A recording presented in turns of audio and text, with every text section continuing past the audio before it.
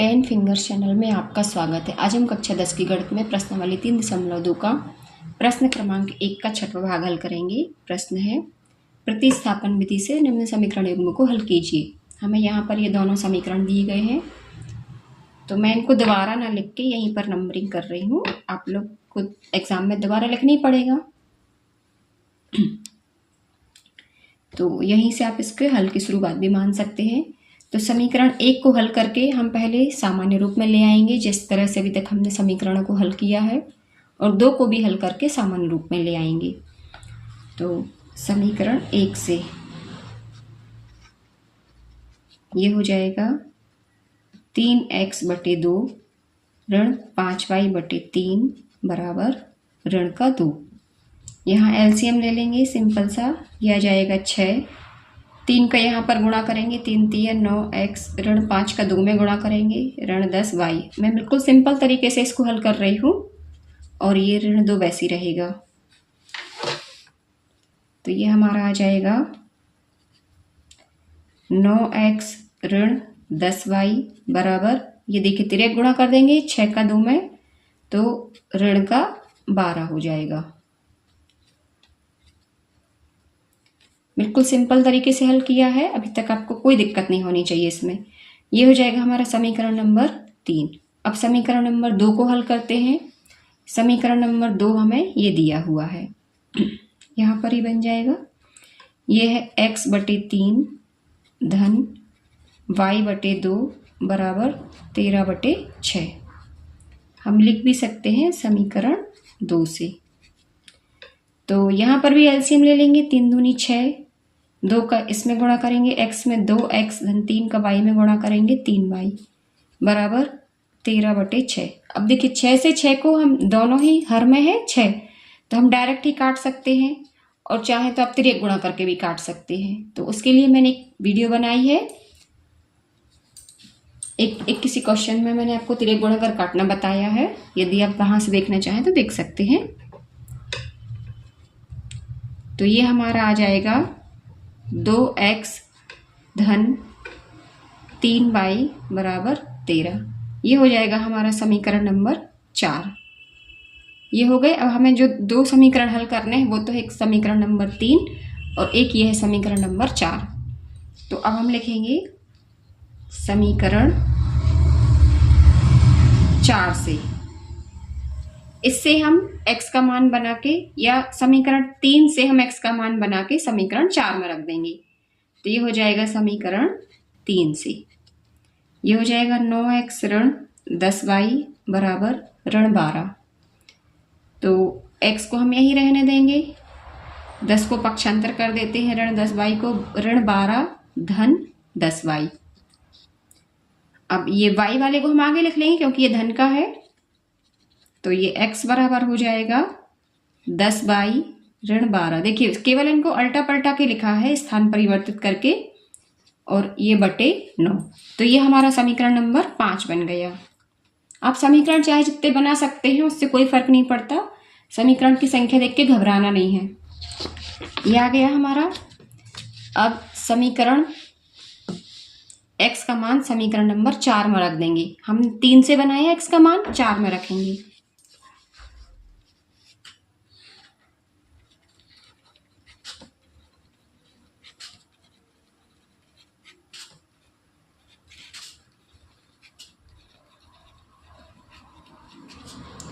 तो ये समीकरण नंबर 4 जो है, इसको हम लिख लेते हैं 2x धन 3y बराबर 13।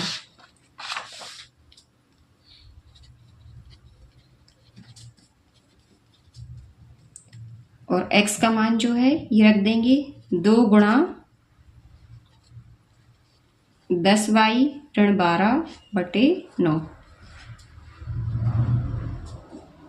धन 3y बराबर 13। अब ये देखिए इसको हमें हल करना है, तो ये 2 का अंदर गुणा कर देंगे, 10 दूनी 20y ऋण 12 दूनी 24 बटे, अब ये जो 9 है वैसे ही रहेगा, धन 3y बराबर 13। मैं आपको बिल्कुल छोटे छोटे स्टेप में बता रही हूँ, जिससे आपको कोई कंफ्यूजन ना रहे। अब हम 9 का एलसीएम ले लेंगे। यहाँ इसके बटे हम 1 मान सकते हैं, तो 9 आ जाएगा एलसीएम। तो ये तो ऊपर का वैसे रहेगा 20y ऋण 24। अब ये देखिए इसका यहाँ गुणा करेंगे तो 9 तेरी 27, y बराबर 13। यहाँ तक आपको एकदम क्लियर समझ में आ गया होगा, कोई परेशानी नहीं होगी। अब यहाँ पर तिर्यक गुणा कर लेंगे, 13 के नीचे हम 1 मान सकते हैं, तो ये तो वैसे रहेगा 20y, ये y को जोड़ भी सकते हैं, 20y और 27y, तो ये हो जाएंगे 47y। ये 7 2 और 2 4 ऋण 24 बराबर 13 गुणा 9, तो ये हो जाएगा हमारा 47y बराबर। अब ये 24 को हम यहाँ पर ही ले जाते हैं इस साइड, 13 गुणा 9 ये होता है 117 धन 24, तो हमारा y बराबर आ जाएगा, इन दोनों को जोड़ देते हैं हम, 7 4 11 2 2 4 1 वैसी रहेगा बटे 47। अब 141 को हम 47 से भाग करेंगे, 47 तो वैसे भी अभाज्य संख्या है, तो इसको हम डायरेक्ट ही भाग कर सकते हैं।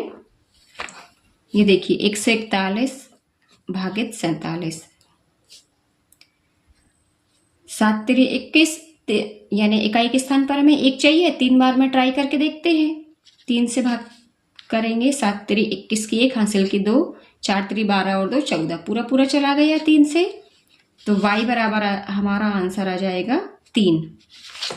अब y का मान हम रख देंगे समीकरण नंबर, ये जो हमने बनाया था 5, यहाँ पर इसमें रख देंगे हम y का मान। y का मान समीकरण 5 में रखने पर, समीकरण नंबर 5 है हमारा x बराबर, ये है समीकरण नंबर 5, x बराबर 10y ऋण 12 बटे 9।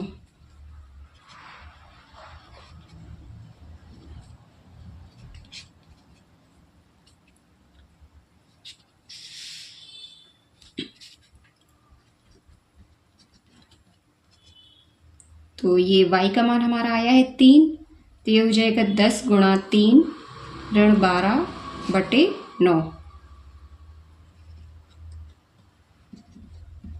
x बराबर आ जाएगा 10 3 30 ऋण 12 बटे 9। 30 में से 12 गए, देखिए 10 में से 2 गए 8 और 3 में से 2 गए 1 बटे 9, तो ये आ जाएगा 2। तो अब हम आंसर की लाइन लिख देंगे यहाँ पर सीधे, x बराबर 2 और y बराबर 3, ये आया हुआ हमारा y का आंसर 3। एक ये है y का मान और ये है हमारा x का मान। तो इस तरह से क्वेश्चन है तो सिंपल, बस थोड़ा सा जो कुछ दिया गया है उसको हल करके हम पहले आसान से समीकरण बना लेंगे और फिर हम उनको हल करेंगे। तो उम्मीद करती हूँ कि ये प्रश्न आपको समझ में आ गया होगा। कहीं कोई प्रॉब्लम हो आप मुझे कमेंट्स में पूछ सकते हैं। फिर मिलते हैं नेक्स्ट वीडियो में, तब तक के लिए जय हिंद, वंदे मातरम।